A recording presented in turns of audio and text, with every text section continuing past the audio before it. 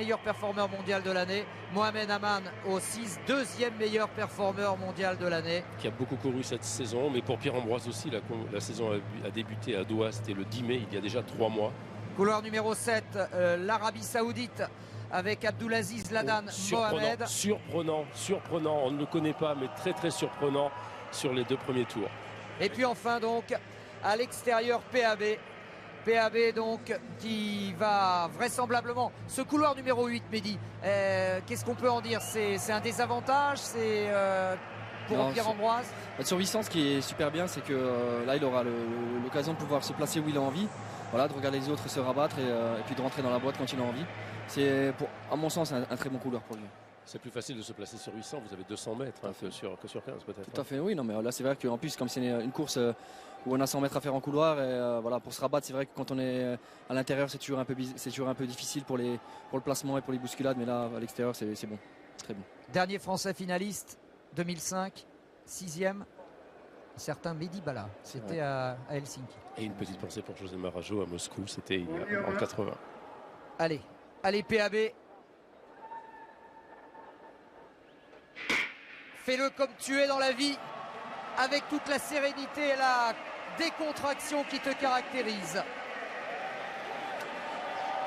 Et il n'est pas parti vite. Très vite, hein, voilà, il faut se rabattre, donc il va être au portant et rester derrière peut-être. C'est Solomon peut-être qui va prendre la direction des opérations, le meilleur performeur mondial de l'année, alors que Pierre-Ambroise va suivre comme son ombre Aman. Voilà, il se rabat un petit peu violemment, mais bon, c'est Solomon qui mène devant Aman et Pierre-Ambroise. C'est Suleiman en 3e position à la corde. Ouais, Suleiman qui a pris la corde, Pierre-Ambroise en 4e position, Solomon droit comme un i. On l'a dit, hein, il va courir sous les conseils de Johnny Gray. Le recordman des États-Unis, une 42-60, mais je pense que Solomon il a le potentiel pour courir ça aussi un jour, peut-être pas aujourd'hui, mais oui, c'est Simon qui accélère, qui veut essayer de passer maintenant à l'extérieur. Ça va passer assez vite quand même, assez vite, 50-28. Il est pas mal, Pierre-Ambroise pour l'instant, même s'il est enfermé à la corde.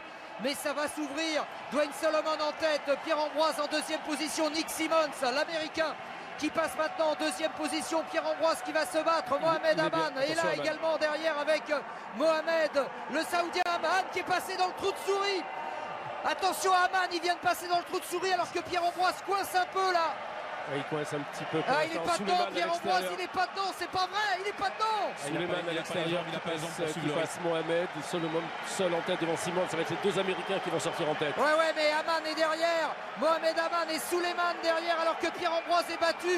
Nick Simmons et Mohamed Aman qui a lancé le sprint pour l'Éthiopie. Regardez ce garçon, il ne lâche rien. Mohamed Aman, champion du monde devant Simmons. Et 3e place pour Suleiman. Et grosse déception, disons-le quand même, pour Pierre-Ambroise. Que s'est-il passé, Mehdi? C'est incompréhensible là, il a manqué d'énergie. Ouais, la difficulté sur ce genre de compétition, c'est les 3 tours. Voilà, Pierrot a 21 ans, première expérience. C'est vrai que l'entraînement est difficile, vraiment difficile à gérer à son âge. Peut-être un manque d'aérobie, récupération. Mais encore une fois, on parlait de la nouvelle pépite du 800 mètres dans votre reportage tout à l'heure. Je pense que c'est tout simplement la pépite du 800 mètres. On n'a jamais eu un coureur aussi talentueux que lui. Il faut simplement lui laisser les années. Je pense que dans 2 ans, ce sera déjà une autre histoire. Là, pour le coup, lui qui aime perdre, il est servi. Et là, il va pouvoir repartir complètement à zéro, remettre tout à plat. Je pense que là, le ciel lui est quand même tombé sur la tête. Je pense qu'il ne s'attendait pas du tout à ça. Et comme au numéro 1 mondial, Dwayne Solomon, regardez où il est, à l'entrée de la ligne droite. Et vous allez voir où il finit, juste devant Pierre-Ambroise à l'avant-dernière position. Dwayne Solomon. Il faut accumuler, il faut passer les 3 tours. Cette accumulation est difficile. Il a dit lui-même, Pierre-Ambroise, qu'au tour précédent, il avait été en sur-régime pendant 750 mètres. Mohamed Aman, même s'il est plus jeune, il a pratiquement le même âge à un an près, a beaucoup plus l'habitude d'accumuler cela. En tout cas, il y a un truc, hein, Aman, c'est une bête de compétition. C'est extraordinaire la façon dont l'Éthiopien, je ne sais pas si on va le revoir, il rentre dans un trou de souris à un moment. Hein. Oui. Il arrive à se glisser et là, sa dernière ligne droite, elle est exceptionnelle. Exceptionnelle, mais il faut aussi dire que Pierre-Ambroise a très bien couru. Il n'a rien à se reprocher au niveau tactique. C'est unique.